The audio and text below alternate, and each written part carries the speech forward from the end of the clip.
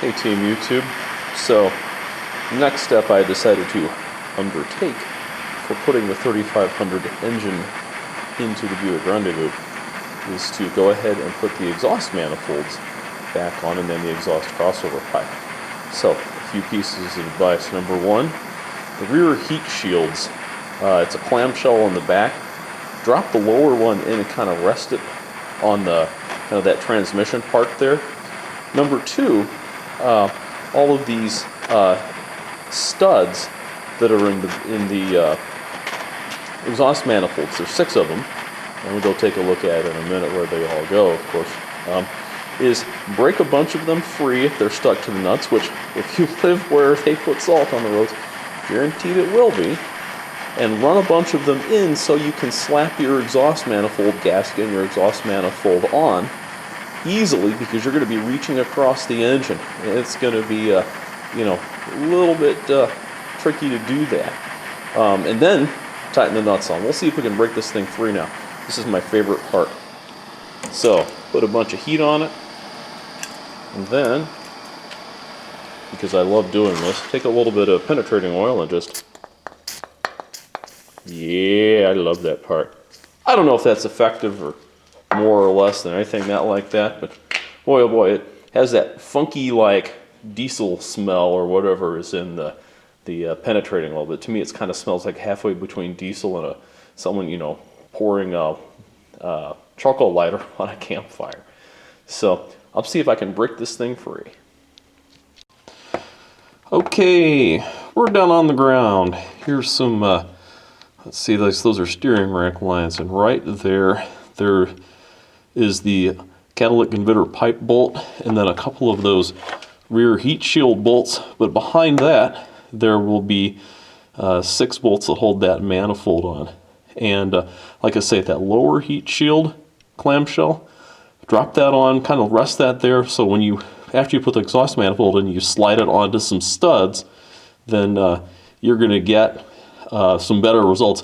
I fought with this thing for about a half an hour before I was able to successfully put that lower heat shield on.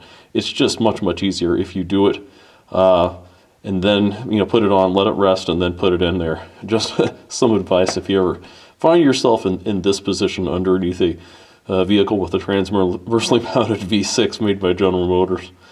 Okay, got to tighten up those catalytic bolts, nuts on those studs right there. Because I didn't like the flange nut, because I felt it was kind of too small, and the bigger you get for fastener size, the more grip you can get with your applied fastening method. These are just standard, they're hardened, or the grade 99 or whatever they are, nuts with chrome plated washers. I think that'll be easier to get off and on long term if I have to do this exercise again. So let's get those tightened. Okay, Team YouTube, just got to hang the exhaust pipe on the hanger there. By the way, if you're going to put the catalytic converter pipe in and you have the all-wheel drive model, the best, fastest, easy way to do it is to take out the hex screws back there in the rear drive shaft. The way that works, though, is it is a cup. The drive shaft is a convex surface, and the remaining drive shaft portion there's a joint there, obviously, is concave. Just hit a few times with a hammer and hopefully it'll just drop out. So anyhow, moving on.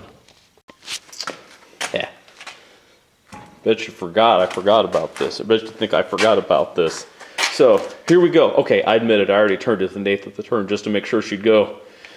And comes off like butter. You don't want to go through all the hassle of doing this, then Dorman does sell one of those help kits that has the nuts and the studs in it, all ready to go. Da-da. So, by the way, kind of my present to me here with these big, what's this, is a 10WR big vice grips. So never leave home without them, that's what I say. Been using a little vice grips for years, and it just doesn't have the power that those big ones do. Okay, we got the nuts on the crossover pipe here, and coming over to here. And these aren't tight yet. I pretty much use anti-seize generously on anything that's touching exhaust. I don't know if that's fair enough, but I can tell you this, that years later on all of my vehicles, everything that needs to come apart can come apart because it has anti-seize on it, and I've never had anything shake or rattle loose. So, so here you can get a good look at the exhaust studs.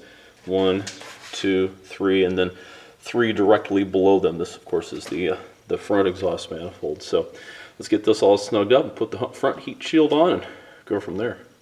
By the way, that rear heat shield, those little 10mm head bolts that hold on that heat shield, yes, it is difficult to put those in when you're lying on your back, reaching up in there. I will not deny that. That was not an exercise in fun. The front one should be a lot easier. Last word on putting that exhaust pipe on and everything. Don't forget to put the circular catalytic converter pipe sealing ring in.